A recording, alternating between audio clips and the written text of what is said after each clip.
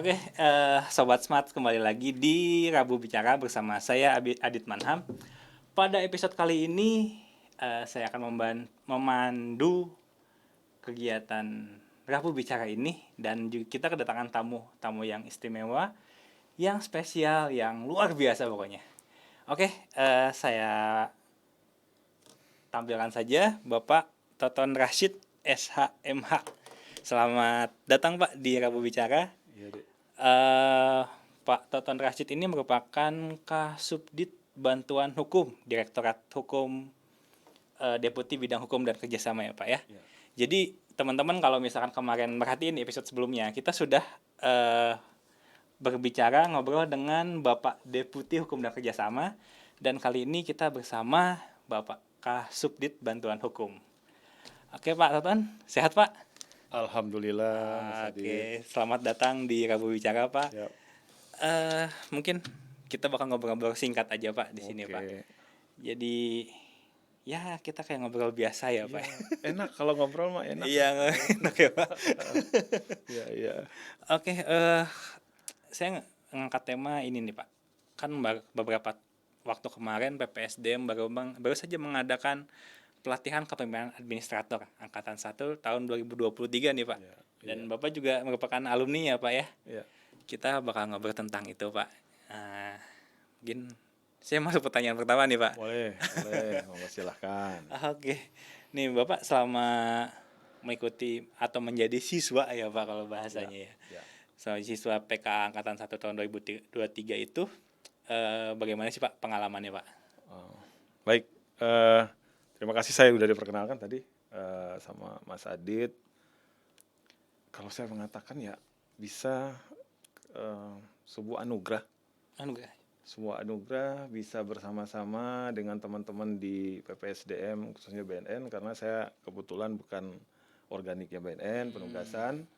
Jadi sebuah anugerah dan anugerahnya itu sangat besar menurut saya. Jadi kalau ditanya tadi bagaimana perasaannya? Wah, saya perasaannya sangat berbunga-bunga. Jadi waktu masuk aja sangat berbunga-bunga gitu loh Mas Adit. Kenapa saya katakan berbunga-bunga?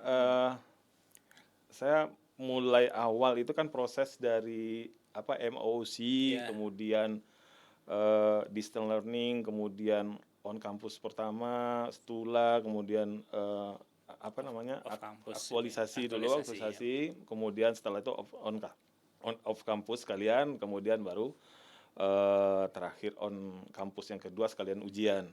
Jadi proses itu menurut saya kalau ditanya bagaimana pengalaman itu ya saya bisa mengatakan pengalamannya sangat membanggakan khususnya bagi diri saya. Kenapa saya katakan membanggakan? Karena dengan adanya saya bertemu dengan teman-teman yang saya ini ibaratnya masih fresh from oven ini. Jadi sekarang tanggal 13. Saya keluar baru tanggal 8, berarti ya baru 5 hari. Jadi masih ada anget-angetnya ini. Jadi teman-teman tuh sangat membuat suasana di pendidikan itu seperti benar-benar kita harus memikirkan organisasi ini ke depannya bagaimana. Jadi nilai tambahnya luar biasa. Seperti itu Mas, kira-kira. Jadi memang intinya luar biasa ya Pak ya. Ya, bisa saya katakan sangat luar biasa. Terus dari selama PK ini, di proses tadi kan distance learning, MOC dulu distance learning, off campus, klasikal, Tula dan sampai klasikal berikutnya, itu yang paling berkesan itu apa sih Pak?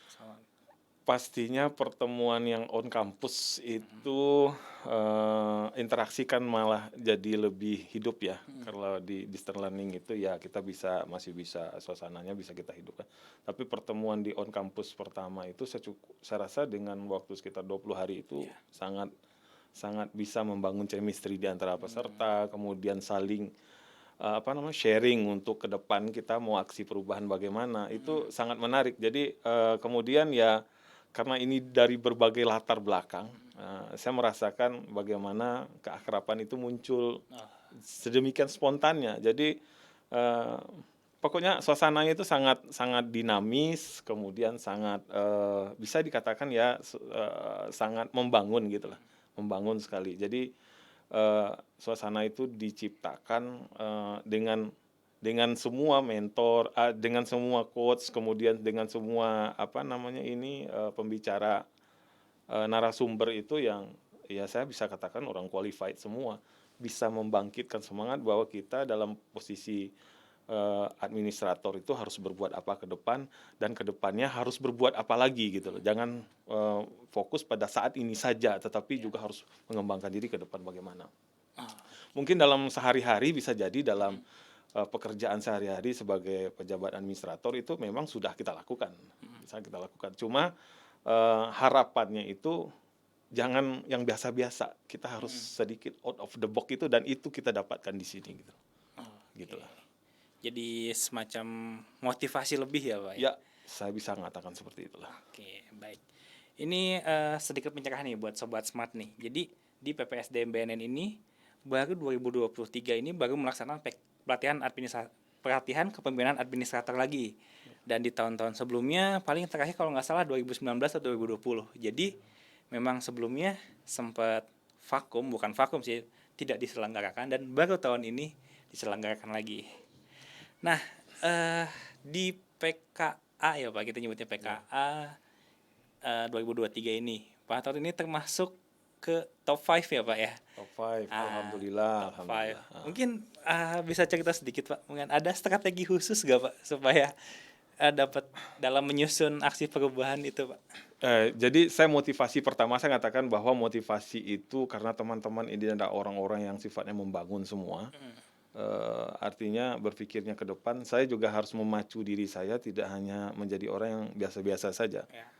Saya akui saya agak sedikit serius untuk menghadapi pelatihan ini, sehingga ketika dihadapkan dengan memang agak susah ya, apalagi bidang saya itu hukum itu terlalu terkungkung dengan sebuah aturan yang kadang-kadang kaku. Jadi untuk melebuhkan sebuah aksi perubahan itu butuh pemikiran yang dalam, dan itulah yang dilakukan oleh mentor, teman-teman tim saya yang rata-rata juga ya anak milenial. Saya mengatakan bagaimana cara bekerja kita ke depan itu lebih bisa memiliki daya efek yang bisa diketahui oleh semua. Jadi hukum ini kan, bantuan hukum khususnya itu kan hanya ada di pusat. Ya. Ya, jadi semuanya itu nanti bermuara di pusat. Bagaimana kita menciptakan sebuah peraturan yang bisa kita mengakomodir, seperti halnya ketika saya katakan kalau kita mengacu kepada peraturan bantuan hukum yang sudah ada existing ini, maka itu lebih pasif.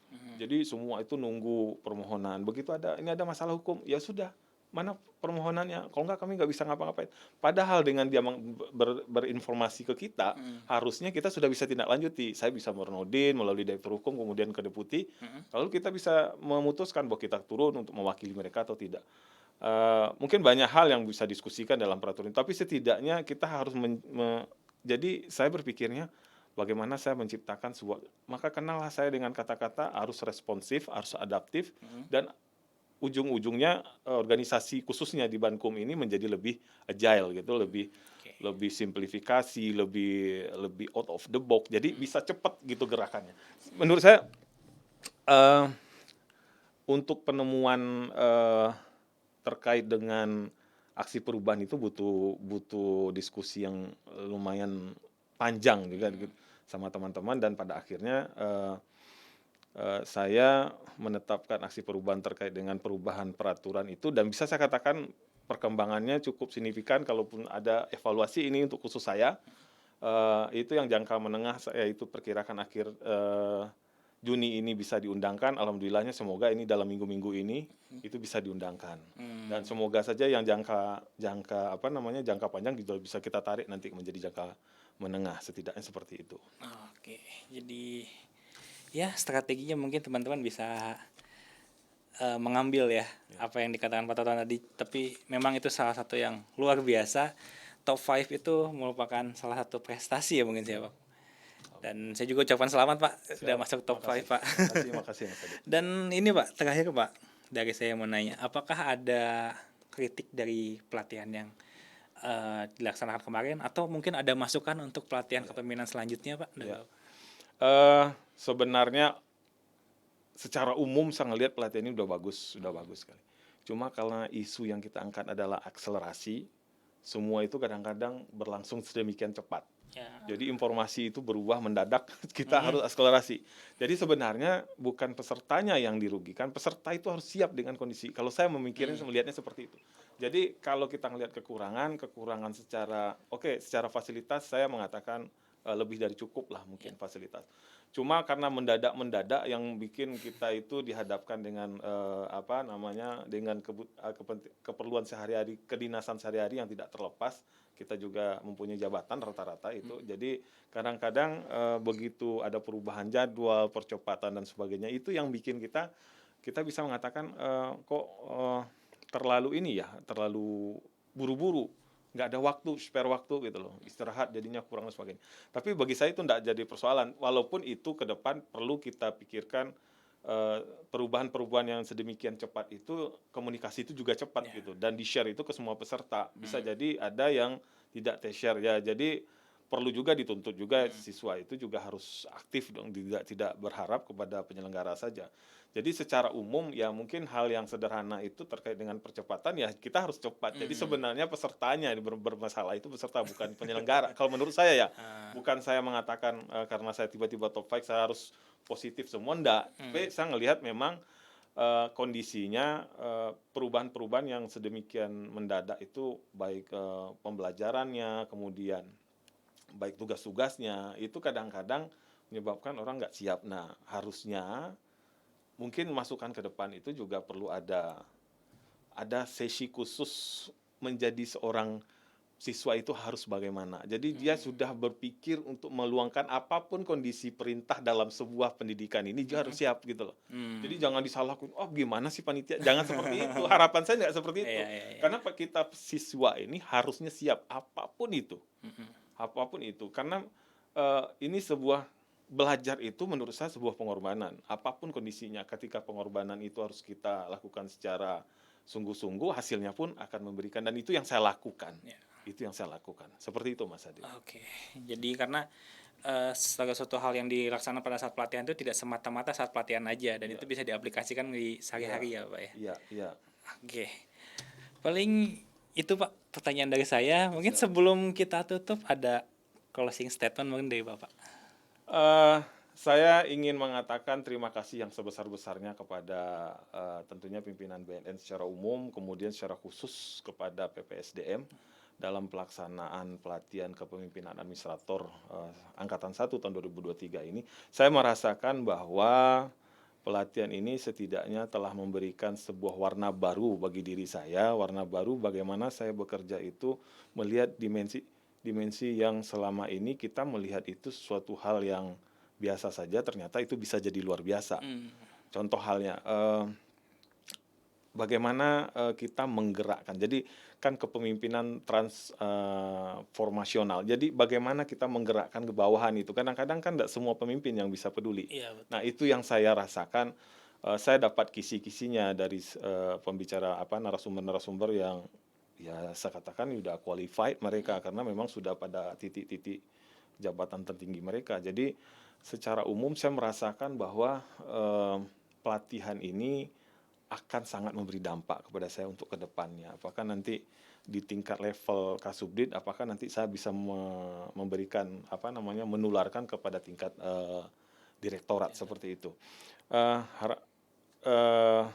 Ya bagi saya sekali lagi katakanlah sampai dari lubuk hati yang paling dalam, pokoknya saya mengucapkan kepada Pak Kepala PPSDM, penyelenggara dan sebagainya, yang kadang-kadang karena ulah peserta juga dibikin kesel gitu. Karena nggak tahu peserta ini maunya enak-enak, padahal kalau menjadi peserta, menjadi siswa itu pasti tidak enak, dan itu harus diterima sebagai sesuatu yang enak, itu harusnya. Seperti itu Mas Adit. Oke, baik Pak Toton. Selama PKA kemarin mungkin saya dengar Pak Toton sering banget pantun ya Pak ya. Oh ya, mungkin pantun buat Sobat baik. Smart. Baiklah, sebuah pantun dari saya penutup kegiatan kita hari ini. Jalan-jalan ke Taman Bunaken, jangan lupa membawa roti. Cakep. PPSDM BNN RI makin beken, akselerasi Wonderdag itu pasti. Oke, pantun yang luar biasa dari Pak Toton. Sekali lagi saya ucapkan terima kasih Pak telah mampir di Rabu Bicara. Dan juga saya mau ucapkan selamat juga atas top 5-nya Pak. Mungkin nanti kita ketemu lagi di PKN 2 ya Pak ya. Amin ya Allah. Baik Sobat Smart, saya nggak mau kalah nih sama Pak Toton. Saya juga punya pantun untuk di dalam sesi Rabu Bicara kali ini. Jalan-jalan ke air terjun Niagara yang ukurannya tidak biasa. Jangan lupa saksikan Rabu Bicara yang selalu hadir dengan narasumber yang luar biasa. Luar biasa, cakep. Oke, terima kasih telah menyaksikan episode ini dan sampai jumpa di episode berikutnya.